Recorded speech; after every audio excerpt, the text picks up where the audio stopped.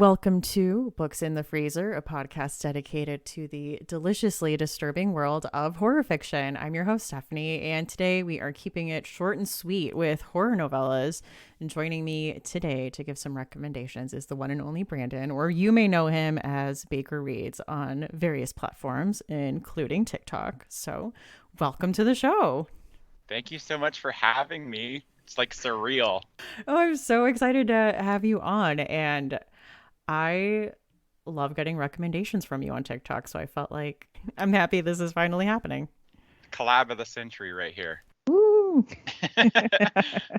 When did you start your book talk? I started seriously like in November of 2020.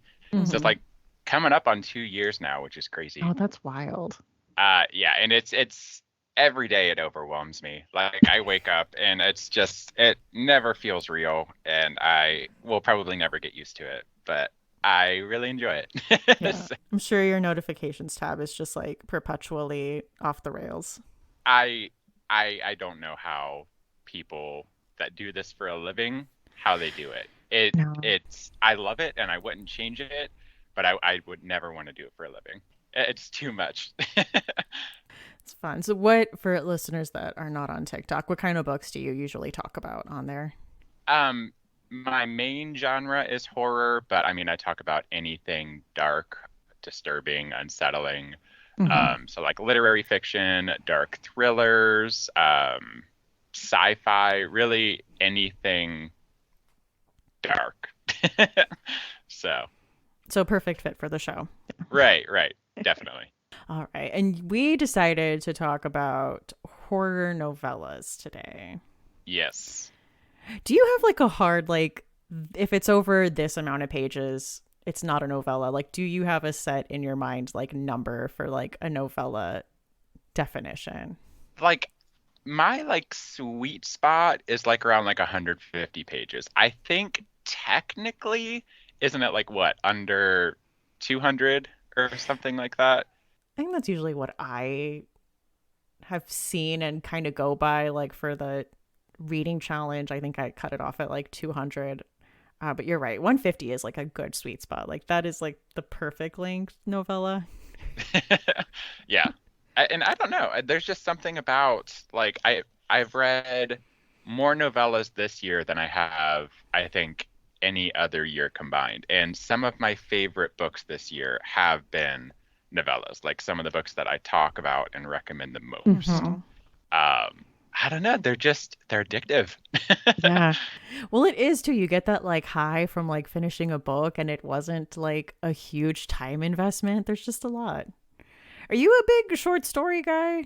I am. So short stories too, that's another thing. I think I've read more short story collections this year than I have any other year.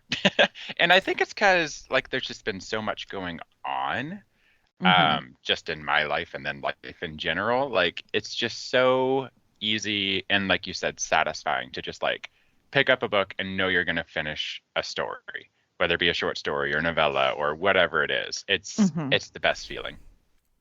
Absolutely. What do you think works about novella length? I think especially within horror. Sometimes I feel like certain aspects of horror books can be drawn out a little bit too much, either to create tension or just to like fill the pages, you know what I mean? But with novellas, you don't really get a whole lot of that. It's just like short, sweet, to the punch. They almost always pack a really big punch. I agree. It's like we kind of get to the point faster. I would say the only time is if they're building kind of a larger mythology. There's not a ton of room to like get into that, but I don't know, that's usually not something that I have an issue with. But I feel like when I'm reading reviews, people are like this got introduced but we didn't get a ton of time to dig into it, and I'm like, this is the medium. I'm sorry. Like this is what we're dealing with. But no, I agree. It kind of like it gets to the point. It does a good job of like keeping tension for just like the right amount of time and then having that like ending. Yeah, they just got like a bite to it, you know? Yeah. Do you think there's certain kinds of horror specifically that work best at this length? Yeah, I mean just looking at a couple of the ones that I picked, like two of them kind of lean into more of like the weird kind of Mm-hmm. new horror. So like Haley Piper, she's really good at this. Mm-hmm. Jeff Vandermeer, the new weird works really Mm-hmm. well for this because it's like I think authors they have this idea and it's just really easy to explore with a novella instead of writing a full-length story. I agree. So like usually for the episodes I do like, oh, here's some movies that are like similar and see if you can guess the topic. And so I was really struggling with like how I was gonna approach like a novella length. So I really had to like go through and find movie adaptations that were originally novellas. And this was really hard to Google. So I had to kind of like go through and really think. So if you have anything else to add, please chime in because this is not an exhaustive list. This is just like I'll try to think of some. I feel uh like you got the really big ones. yeah, well, I was just going through my Goodreads and I'm like, okay, that has an adaptation, that has an adaptation. So I thought, of course, Hellraiser, which was originally The Hellbound Heart by Clive Barker. Okay, and recently I was listening to the Horror Queers episode on it, and apparently he always wanted to make it a movie, but he just kind of like wrote the novella as like a practice, but it was always going to be a screenplay, which I find wild. Yeah, I didn't know that, but I mean, Clive is in everything. Like he's done movies, video games, comic books. I mean, there's nothing that man hasn't done. No, but it's just funny because they're different. So it's just interesting to see like he kind of did this and was like, okay, but I'm changing this for when I actually make it a screenplay. So that was just a little fun fact I had never heard before. Because I feel like I've heard a lot of the fun facts that come with the production of the movie. And that was when I was like, oh. Also, You Should Have Left by Daniel Kellman that was made into the like Kevin Bacon, Amanda Seyfried movie that I still have not seen. But it was like a weird book. So I'm kind of wondering how that did as an adaptation because it was kind of like House of Leaves ish. Okay, yeah, I haven't even heard of that one, I don't think. Oh, really? It's a German novel. It's translated into English. And it's like, yeah, like a writer and his wife, and their daughter like taking a like vacation in a cabin in the woods, and it's like bigger on the inside than that. Um, The Mist by Stephen King. I guess like Stand By Me and then Shawshank Redemption I guess would fall into that too. Because those are all like the The different seasons. Langoliers, I think, Is is that another one. oh yeah? You're okay, you've read more King than me, so please chime in if you can think of like Yeah, I feel like a lot of his novellas have. Yeah, The Shawshank Redemption, Rita Hayworth and The Shawshank Redemption. What else? I feel like there's a lot more that I'm not. yeah, like I know now my brain is like ugh, like did like apt people's like a short story. I Yeah. would not say that's a novella. Thinking like what are his like novella collections? Like really trying to think through that. What was that one? Not Atlantis? That Hearts in was, Atlantis. That's yeah, that was four novellas. So I think okay. Apt People was a part of that, wasn't it? Or no? You know what? I'm gonna look You know, it Google. Let's up. Google this. Yeah. But I know Every Hearts in time this happens, Atlantis I'm was like, I know one. someone's in their car screaming at their like Yeah. screaming at their phone. Like, no, it's not. It's part of this collection. Oh Uh, yeah, Hearts in Atlantis was a movie with Anthony Hopkins and Anton mhm. Yelchin. Oh my God, I Oh, missed that guy. I don't think I ever saw that. And it's one of those where I'm like, I want to read it first before watching it. Yeah. I was thinking we need to do something by Max Booth. It's like another one that got adapted recently. And Audition by Ryu Murakami, I would say, is a big like horror classic Yeah. adaptation. But yeah, I feel like when I put this out for the Instagram post, I'm like, no one is going to get this. I feel like I'm going to be very surprised if people get this. I feel like some people might be able to put together like the That's context true. clues. That is true. I also like always underestimate.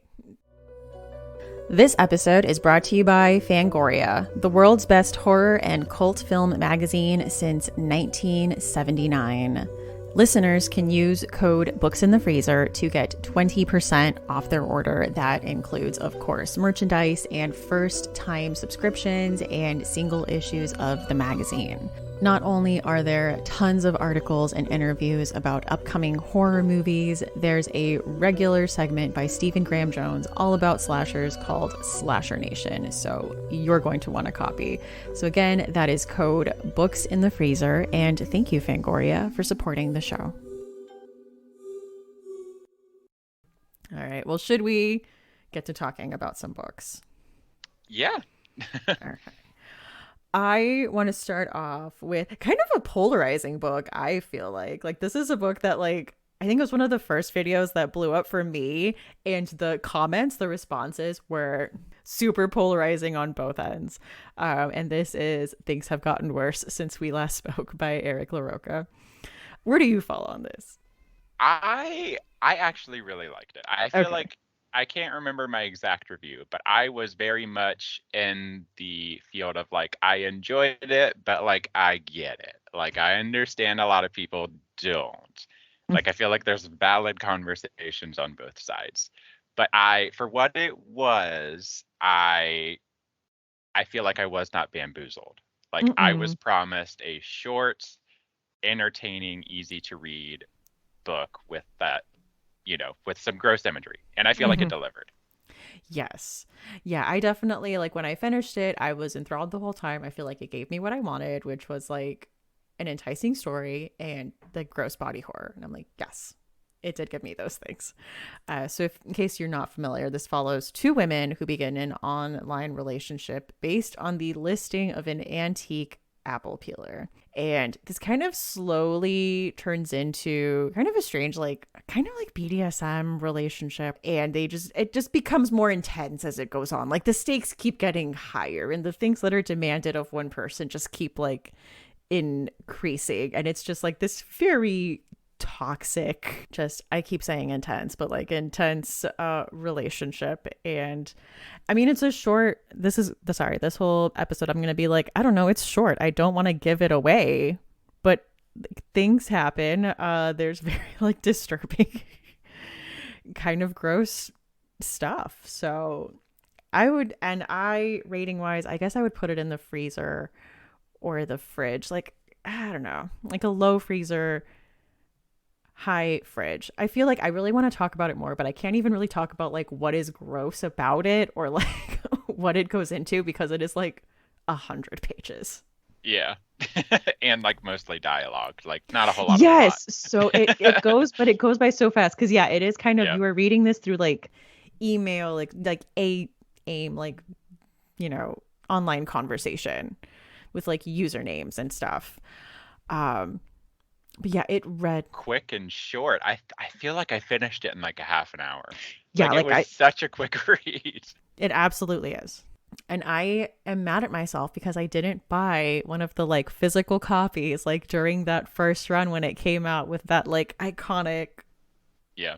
cover art. I know like it's included in his new collection, right? Like You've Lost a Lot of Blood. So I will have to get a physical copy of that.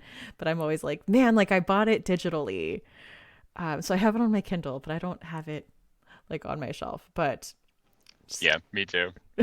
I really liked it. So that is Things Have Gotten Worse Since We Last Spoke by Eric LaRocca. Also, Eric LaRocca, like title game A plus, I think on all his. Oh, definitely. Oh my gosh. And he's blown up from Mm-hmm. that book. Like, have you seen, like, he's got blurbs from Brian Evanson, Paul Tremblay. Oh my God. I'm Yeah. so happy for him. Yeah, like I love to watch that happen. I'm like, good. I'm happy. This is like getting the recognition you deserve.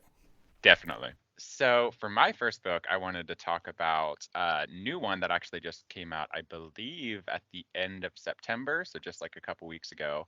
And it's This Is Where We Talk Things Out by Caitlin Marceau.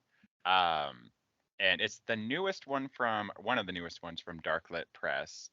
Um, and it is about this woman who is kind of giving it one last shot to reconcile things with her mother. They've had a very kind of toxic relationship. There's a theme of toxic relationships, I guess, but very toxic relationship. Very kind of upsetting stuff it deals with. And they decide to take like a girls' trip of sorts to this cabin. And right from the very beginning, you know that things are going to go horribly because like the mom is not telling her daughter like where the cabin is, and she's kind of like it's fine, whatever, like I already have it pulled up, like because the main character wants to send the address to her girlfriend. And so it's kind of like the isolated setting, um kind of like it's described as like a cross between like Misery by Stephen King and Sharp Objects by Gillian Flynn. Okay, um okay. Very intense, especially for such like a short novel. Yeah, it gets pretty crazy. I really, really enjoyed it. This is going to be one that I talk about a lot. This is where we talk things out. I would rate as like fridge, kind of bordering on room temperature, because it's more like unnerving and thrilling rather than like outright terrifying. But yeah, it definitely will get in your head. And the isolated setting really helped with the kind of like psychological horror aspect of the Mm-hmm. book. So highly recommend. Nice. Okay, well, adding to cart, I somehow had not even heard of this one, but that sounds amazing. Yeah, I feel like as we go on, the toxic relationship theme will continue. Right. That does, I don't know. I'm like looking through, I'm like, that does seem to be a thing that is present in a lot of these. Yeah, definitely. Well, my next pick is The Laws of the Skies by Gregor Courtois. I'm sorry if that is not like the correct pronunciation. Translated from the French by Rhonda Mullins. And this is a novella about a grade school class that is taking a field trip to go camping. And this it's so like I don't know, harsh and devastating, but it's like you should be prepared because like the opening of the book was like this does not have a happy ending. And so I was like, okay. But then you get in and you like see all these kids and like their interactions with each other and you're like, aw. And then you're like, oh, that's right. They told me how this was going to end and that it was not going to be a happy ending. And I don't know why I forgot. It is just thing after thing goes wrong in this trip. And it is just, I don't know, wild. Like you've got like survival horror, you've got kind of like evil kid horror um going on, and it's very, I don't know, I feel like it has a very cold and distant like omniscient narrator that's kind of like up above, kind of zooming in with like here's what's going on with these people and like here's why, this help that was promised never showed up, like da da da da, like here's all these like things that are falling into place for this just like absolute disaster of a field trip where there will be a mass massacre of children. I feel like a lot of books could be described as devastating, but like that book just wrecked me. It affected me so heavily. I felt awful after reading that. Yeah, I think my Goodreads review is like, Jesus, like, is France okay? Yeah. It's so traumatizing, and like you said, the narration really, it's like very removed, kind of almost like a campfire story is kind of what Mm-hmm. it made me think of, but like a campfire story from hell. And it like breaks the fourth wall and like Mm-hmm. kind of talks to you as like a reader. It really got in my head. Yeah, because it is just like what is happening. Because yeah, the omniscient narrator is not getting emotionally invested in like any of this. It's just like here's what's happening. This and this. They did this. This happened. You're like, oh, ouch. And like I don't want to spoil it, but like the main bad guy, I guess, is a 6-year-old. So like it's like, Yeah. and you're reminded of that fact multiple times. Like the narration is like, yes, he's done like this horrible thing and he's a child. It's just really hammered home. Like It these is. are children. I don't know. I was gonna say they don't read like super realistic, but I don't know that I'm looking for that from my horror novels. I think especially like evil kid horror is really hard to do like in any like realistic way. But I would say still absolutely devastating though. I agree. Oh no, sorry, I didn't do rating. I think I put this in the freezer. Like I think I did. This was a 5-star read for me. Yeah, it like ugh. I think you got what I'm going for. So yeah, that is The Laws of the Skies by Gregor Courtois, translated by Rhonda Mullins. Um, but for my next book, I wanted to mention another one of my favorite reads of the year so far, and it is The Strange Bird by Jeff Vandermeer. And just Jeff Vandermeer in general has been like such a surprise to me this year because like I read Annihilation back in 2018 and that was it. But this year I finished the Southern Reach trilogy, which is phenomenal. I've read Born, both of the Born novels, Born and Dead Astronauts. And I feel like I've read another one too. And this book, The Strange Bird, actually takes place in the world of Born. Um, so just to kind of give you like an idea of the setting, the world of Bourne is like a distant planet that's run by this biomedical corporation that has kind of become defunct, and its experiments have sort of taken over the planet. So the strange bird, the titular character in the book, is a man-made creature that escapes from its laboratory, and it's just wandering the like dead and desolated world that is Born. And you don't need to read Born or any of the other books in the series. It's kind of like a standalone novel. It would help to read the other books. It would kind of give you like just some context of the world. Um, but it's just about like this character that is traveling again this just dead nightmare world. It knows nothing about the world. It's kind of like a child. It's just like adapting. It's kind of learning things as it goes along.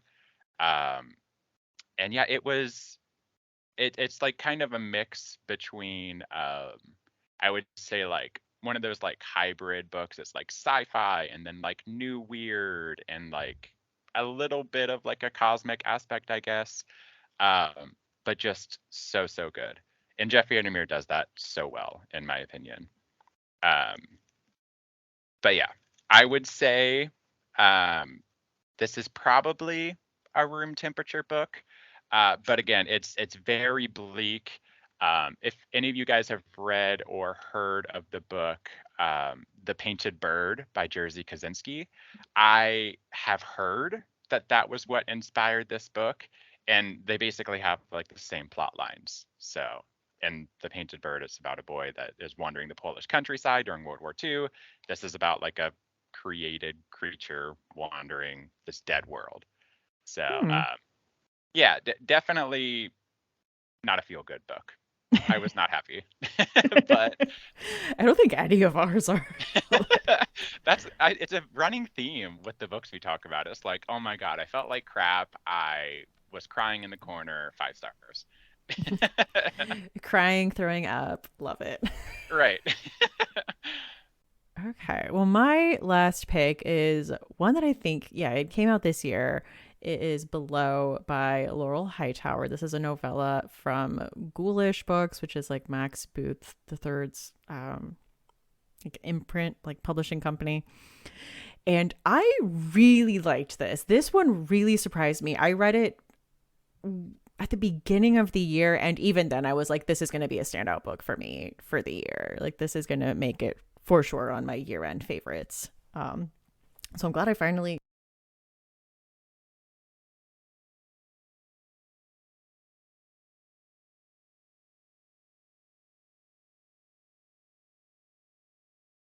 Wrong. I thought she was.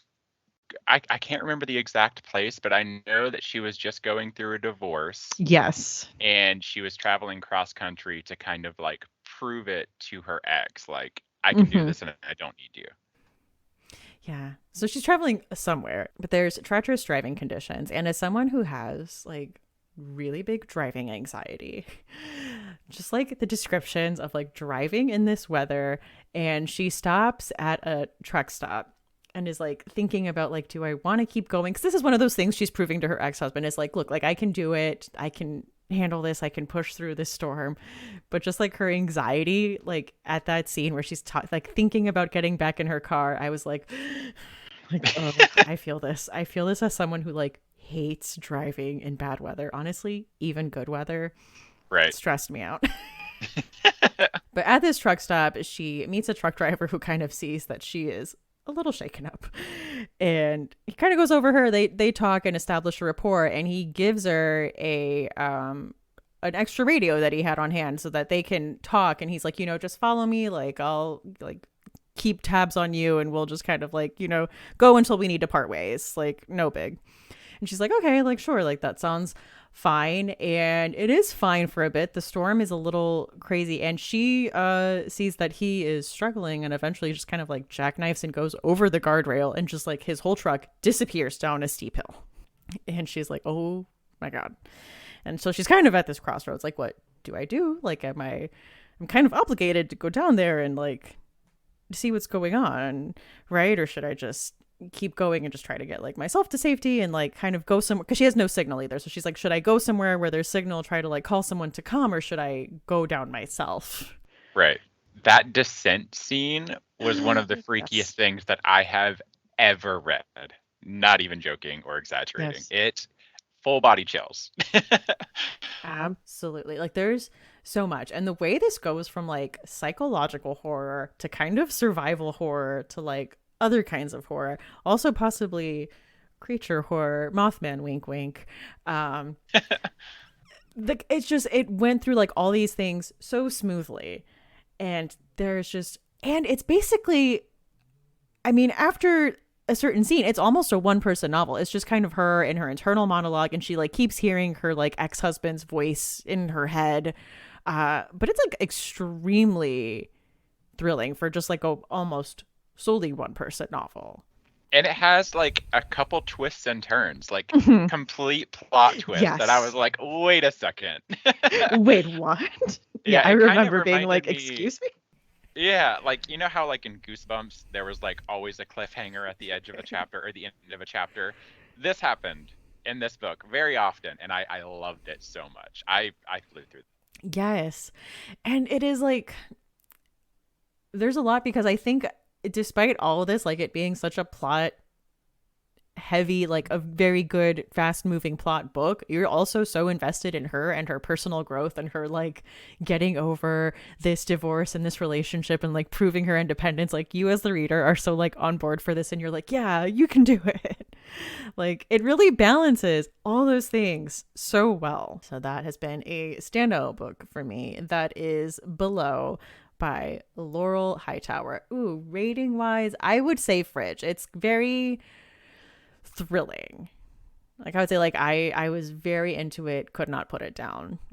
Did not give me nightmares, but I'd say, yeah, out of all of these, this is probably the most feel good of all the books that I'm mentioning. Like it's not like this is gonna rip your soul out and stomp on it. Like Right. Laurel Hightower is really good at that though. Like her other book, Crossroads. mhm. Oh my gosh. So good. So good. It's like the main character, right from the very beginning, you know that she lost her son and she's visiting his grave. And while visiting his grave, something happens and she realizes that she might be able to see him again. So it's kind of about Mm. this woman's journey and like chronicling what all she would do to see her son again. And I mean, I cried. I had a very good cry at the end, but like teared up basically the whole time. It so good, so many feelings, and like genuinely scary too. Oh man, that's been on my list for forever. I don't know why I haven't read it yet, because it's also like I think under 100 pages. Like it's a short novel. Um, And I'm a big audiobook person. And I was telling you earlier, the audiobook is on Hoopla now. And I'm pretty sure with it being under 100 pages, it's probably a pretty short audiobook. For when I just want to be a little devastated while I'm going about my day, driving somewhere. I actually read it while me and my fiance were driving, like we were going on a road trip, and like we we pulled over at a rest stop, and like I just kind of sat in the car just bawling because I'm like like, oh my gosh, what happens like if I lose you? And like I would do the same things, and he's like, you need to Oh, calm down, like we need to go get this done. So we're going to get you some tissues. We are going right. to compose ourselves. Also, I am very jealous that you can read in moving vehicles. Like, that is a superpower I wish I had. I am Yeah. jealous. Well, with that book, so I had started it that morning before we left, and like I had to kind of like read 10 pages and then like stare straight ahead for a solid Mm-hmm. 5 minutes, and then yeah. But I can't do it all the time. But like for books like that, I just can't. I have to like get every spare second. That's good. Yeah. I have to read it. I mean, I will like scroll through my phone and read like Instagram captions and get like dizzy and nauseous. And I'm like, oh, gotta put my phone down. Like, I have a very low tolerance for uh, reading in cars, unfortunately. I've seen those like glasses that kind of Mhm. look like those like drunk driving simulator glasses, and they like go around your whole head. I think it's worth the investment. I might try it. As silly as that is, I might. We take a lot of road trips to visit my in laws, and it is like a 9 hour drive. So if I if I could get some reading done, that would be lovely. Yeah, those glasses look ridiculous, but I'm kind of tempted. I'm a little bit tempted. Although I did get those, I don't know if you've seen like those glasses, where you can like lay down and read. So it's like they have like this like aperture thing Hmm. angles down. That actually makes me feel car sick. Like I Oh get no. motion sickness from doing that. And then I read an article that like some people like you can have like a heart attack or something. Oh god, no. So not worth it. Yeah, so maybe pass on those, but Well, especially since we read so much horror, it's like I don't need to be at an extra risk for this. definitely.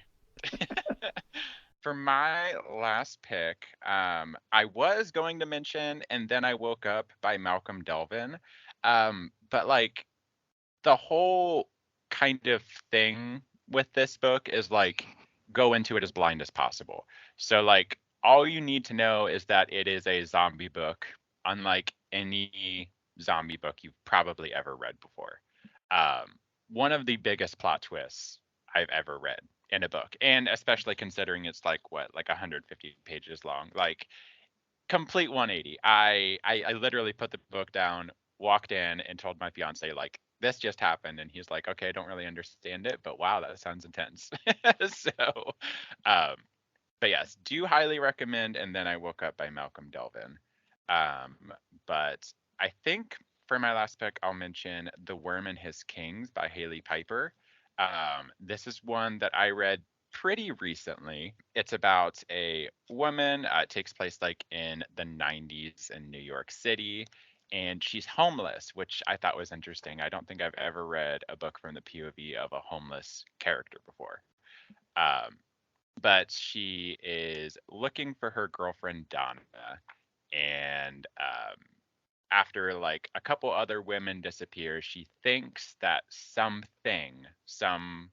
monster or something has taken her girlfriend and the other women into the New York subway system, or to like the depths of the city. And she decides that she is going to track them down, and that's what she does. And this book, I mean, I never could have predicted where this was going to end up. It reminded me a lot of like how Jeff Vandermeer writes, like kind of like it delves into like that new weird kind of like when you're like reading dream sequences and you're like, Mm-hmm. I have absolutely no idea what's going on, but like I'm vibing. Yeah. That was like most of this whole book. And it was so good, or most of the end anyway. But Yeah, it's very good. Another one of those books that kind of like is a mashup of lots of other different subgenres and has like a lot of different. There's just a lot going on in this book, and it didn't have the biggest scare factor. Again, I would probably rank it as like room temperature again, but especially towards the end, there were some like cosmic aspects that gave me a headache and kind of made me like question my life as a person. Like one of those like what am I doing here? Like do we exist? Like what is reality type of situations. But yes, very good and also very highly recommend. All of the books that I think we both talked about have been 5-star reads for me. Um I get some of the best books I've read this year have been novellas. So Yeah, they are. They just pack that emotional punch. And you're right about the dream, like nightmare sequence feeling of the Worm and His Kings, because she kind of like gets to a point where she like goes into this thing and she has to like descend to different levels, and then like on each level there's like something wild, and I'm like, what is going on? Like it has that nightmare, like nothing is making sense, but I feel a sense of dread. right, exactly. And there was actually, so I saw, I don't know if you've seen Everything Everywhere All at Once. Not yet. So there's an aspect of this book that I was like, oh my God, this is just like Everything Everywhere All at Once. So if you like that movie, you might like this book. Ooh, okay. Yeah. Yeah, I had such a hard time picking my picks for this episode because I wanted to do books I don't feel like I've talked about recently, at least, because I feel like I do at least a novella every episode. So it was like I was going through it and I'm like, I love this one, but I'm like, I just mentioned that one. Or like, I love this one too. I'm like, I mentioned that one pretty recently too. So there's a ton that we're not mentioning, like the Rewind or Die series. Oh, I That's haven't on read those. what? No, yeah. Um, that they're all like on Kindle Unlimited, and it's kind of like the prompt is give it that like video store feeling of horror, but it's like Cirque Berserk by Jessica Guest, like Transmuted by Eve Harms. Oh, yeah, yeah. Yeah. So they're not like a story. You don't need to read them in any kind of order. They are all like their own separate stories. It's just kind of like what these authors are doing with that prompt. And like Haley Piper has one that I'm reading right now that's like Halloween themed, where it's like Benny Rose, the Cannibal King. Okay, yeah, that's on my TVR. So just like all those are novellas and they fall under this category. But I feel like the ones I've read, I mention quite often. So I wanted to like give them a break, but still kind of mention them at the end. Like if you haven't picked those up, absolutely do. I feel like honestly, just going through Kindle Unlimited, you're going to find a ton of great horror novellas. Like there is a treasure trove Definitely. on there. Like I've read four I think recently. Like I know Sakulina by Philip Fercasi. That's like a really good deep sea horror. I know that's Ooh, on okay. Kindle Unlimited. Um it kind of reminded me of The Deep by Nick Cutter, if you've read Hmm. that. Yeah. Kind of the same, it's not underwater, it's like on a ship, but that same kind of isolated vibe that book gave off. The Visitor by Sergio Gomez, Hmm. I believe is how you say his name.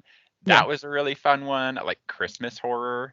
Yeah. Um, very good. And then The Cockroach King is another one. I cannot remember the author. Andrew Cole. That was a fun one. If you Oh, want to feel itchy, it's all about itchy. cockroaches and stuff. Ugh, I just watched Mimic, which is like Oh my gosh. Yeah, I haven't seen those in forever. they're on HBO Max. I mentioned it in the last episode, but I'm doing Hooptober, which is like a movie challenge done through Letterboxd for October, and it's kind of like you have to watch 31 movies, and they're like, do six different countries, eight different decades, two insect horror films, like, and so it's like these very specific, like, watch 5 movies by these directors, and you can kind of like mix and match, like do, all 5 Cronenberg, or like, two Cronenberg, 3 Ty West, like however you want to split it up. So it was the two insect centered So I watched The Fly for the first time and I watched Mimic. I feel like it was a good double feature. Which fly? Did the one The with Jeff, Goldblum? the yeah, the remake. Has there been a remake after it? It's a remake of like the '50s one, right? Yeah, that's the there might be, but I've only seen I saw the original one like way back, but then I've obviously seen the Goldblum one. Yeah, it was the Jeff Goldblum one. Yeah. And then I double counted that as my Cronenberg. Okay. So, I had to like get creative.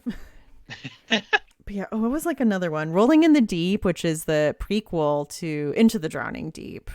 Because I like haven't read that one. Have you read Into the Drowning Deep? I have, and I really enjoyed it, but it doesn't the uh Rolling in the Deep, it takes place or it follows like the first expedition, right?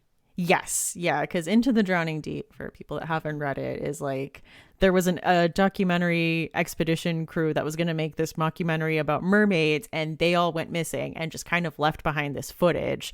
And so Into the Drowning Deep starts with the second voyage that's going out to kind of investigate what happened. So Rolling in the Deep follows the first crew that went missing. So you go into it knowing that bad stuff is going to go down, which I think going into horror is not a bad thing. No, no. I think that's a reasonable assumption to make anyway. But there's something about when it's like directly stated to you Yeah. that kind of like ups the stakes or ups the Yeah. game a little bit. Yeah. Also, I Call Upon Thee by Anya Alverne. I really liked. Oh my gosh, so good. And her other one in that same collection, The Pretty Ones. Have you read that Yes. one? Mm-hmm. That one was I thought about adding that pretty one. I thought twisted. about using that one. Yeah, Anya Alverne is in a league of her own, in my opinion. One of my Uh, all-time favorite horror authors. yeah. I've read, like, I would say a handful from her, and I've mostly enjoyed what I've read. So I need to, like, finish up. I know I haven't read Brother, which is, like, her heavy hitter, her top one that everyone talks about. So But I good. really liked Within These Walls. I think I Call Upon Thee might be my favorite, and then I think Within These Walls is like a close second for I Call me. Upon Thee was just so effective. Like Hmm. especially with like how Anya Alverne writes, like she's so like punchy and Hmm. like she doesn't mince her words in the first place. It was so freaky. Yeah, I really liked that. Yeah, I don't know. There is just a ton of horror novellas. I was like going through my Goodreads. I'm like, there's too many. I can't just sit here and like name them all. There's a lot. But Brandon, on this show, we have two traditions. And one of them is to talk about a chilling obsession, which is something in horror that we've been enjoying lately. So, what is your chilling obsession?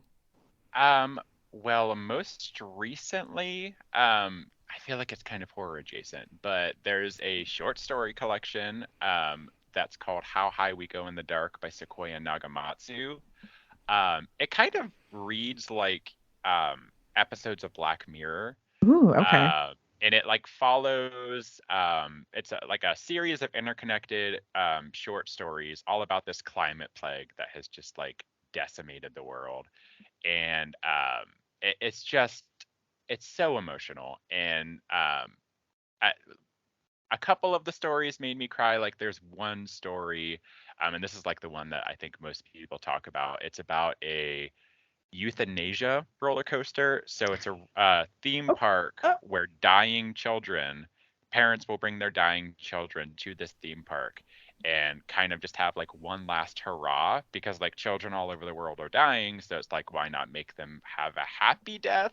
So they go on this roller coaster and it's like so fast or like so the momentum is so strong that it stops their heart. And I, oh my God, it was so heart wrenching.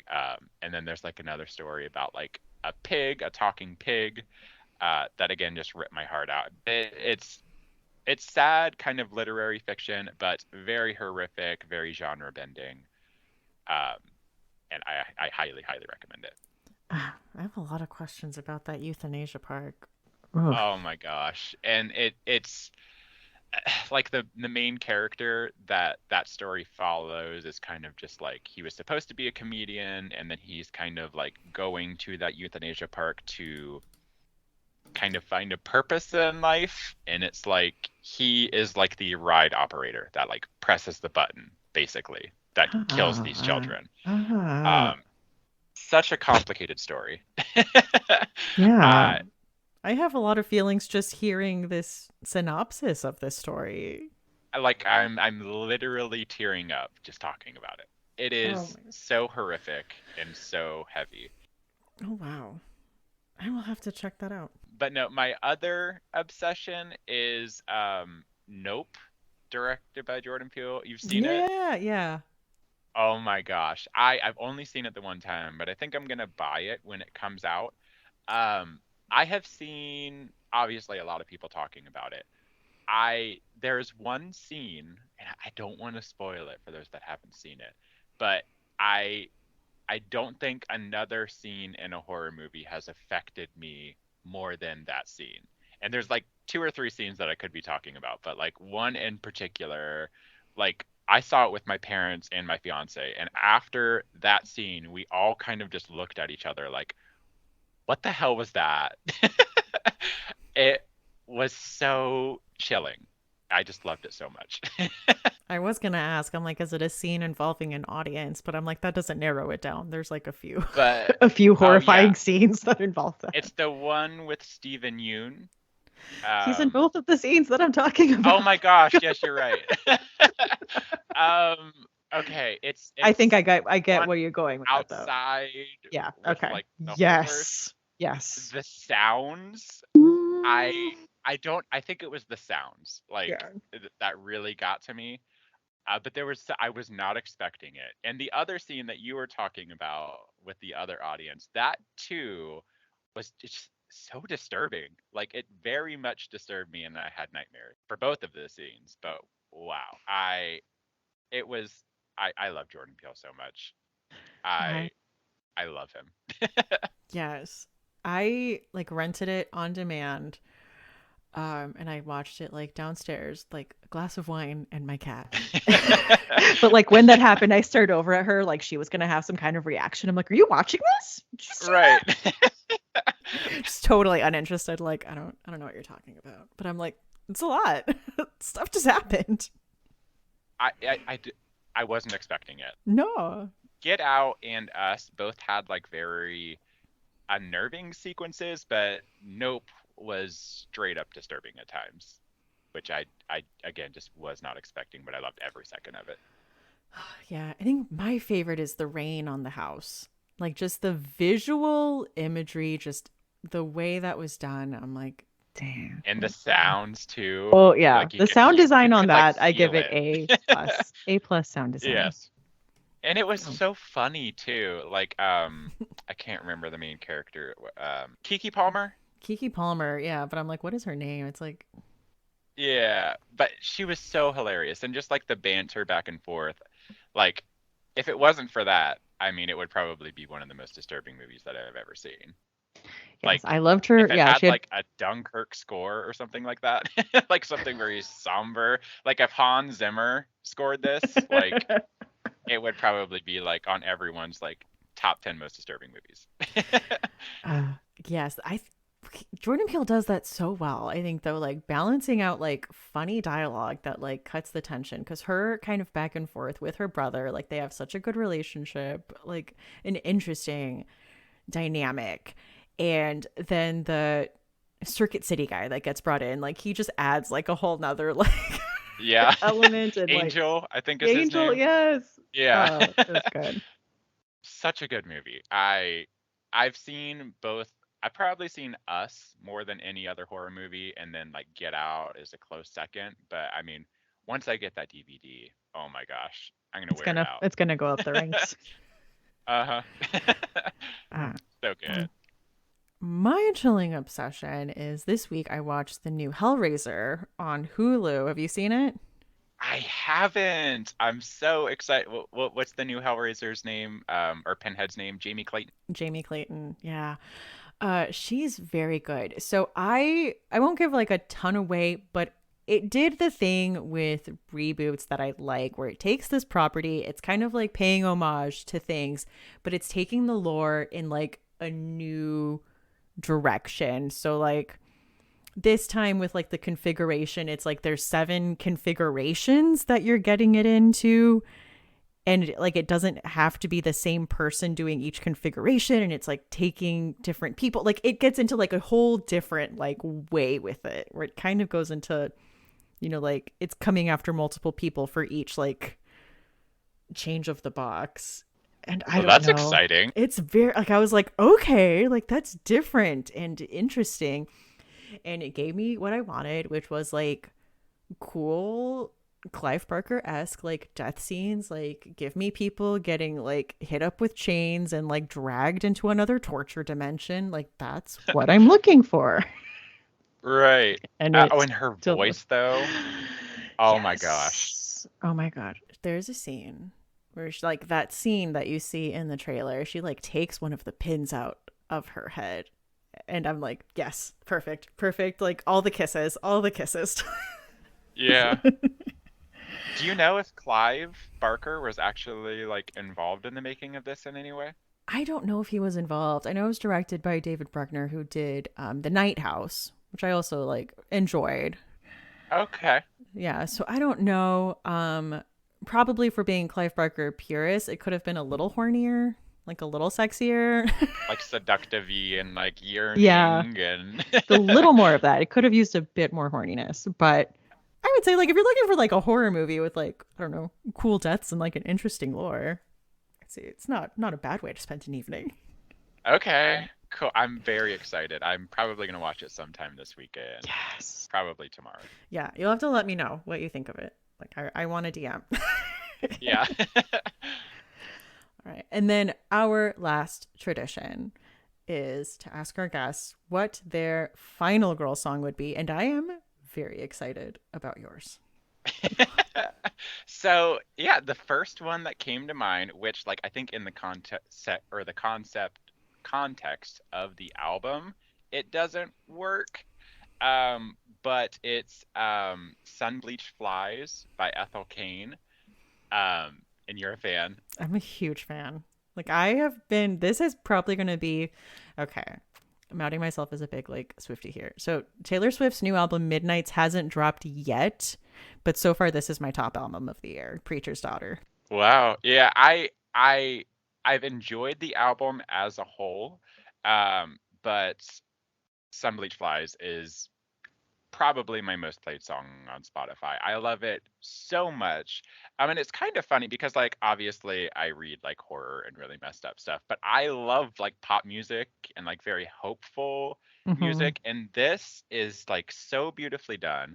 But like what I said earlier, maybe it's not the best final girl song because like in the context of the album, she's dead. Yeah. So she meets a man who happens to be like a cannibalistic psychopath killer, and she dies. And in Sun Bleached Flies, she kind of like goes back to her hometown, and she kind of like reflects on her life and like her very complicated relationship with religion. But the overall like overarching theme was like forgiveness and moving on, and it just has a very hopeful sound. And it's just so beautiful. I love it.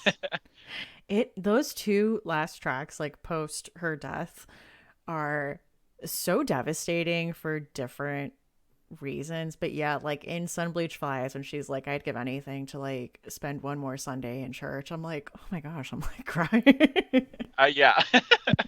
Like it gives me chills just thinking about it. And her voice, it's like so haunting and just like, oh gosh, resonance and nothing like it. I think my top two, House in Nebraska is probably my most played because I love a breakup song. Like I love like I miss you so much. I like can't go on. A breakup song. I say this as someone who's been like married for like a decade, but I'm like, that is like my favorite genre of song is like devastated post breakup, like mournful ballad. That, and then I think maybe Family Ties might be my second. It's got like a very gothic-y feel to it. Okay. Yeah, when I was describing her to my fiance, I was like, she's kind of like Lana Del Rey, but Yeah. like not as like, I don't know, grungy, I guess. Grungy not in a bad way, but like, Lana's like more about like drugs and, I'm a city girl and all this. And this just has that same kind of haunting voice that Lana has, but oh my gosh, it's just so unique. Mm-hmm. So I am so excited to put Ethel Kate on on the playlist because this album was my chilling obsession. I think like 3 episodes ago. So I feel like I have not shut up about it since. So yeah, I am very excited to do that. It's worth it. All right. Well, Brandon, thank you so much for coming on here and talking to me about some horror novellas. Thank you so much for having me. It was a lot of fun. Yeah, I feel like it was bound to happen eventually. yeah, for sure. Where can people find you online?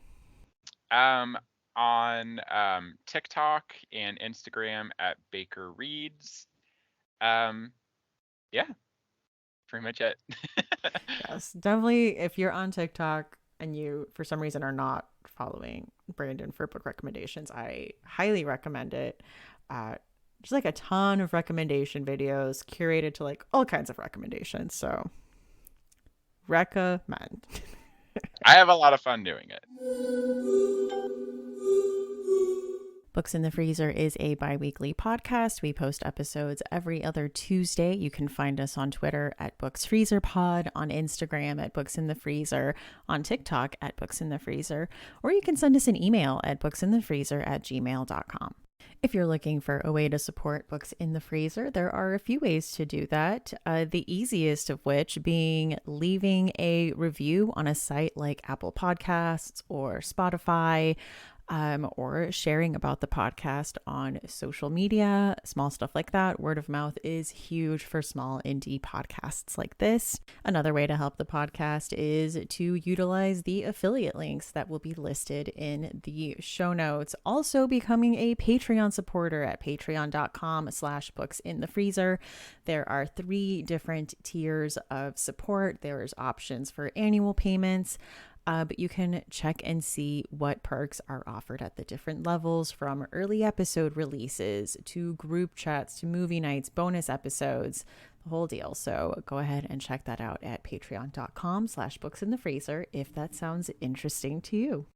I'm Stephanie. You can find me on Twitter at lady_Ganya. That's LADY_GAGNON, or on Instagram at That's What She Read, and that is That's with 2 A's. Thank you so much for listening, and see you next time on Books in the Freezer.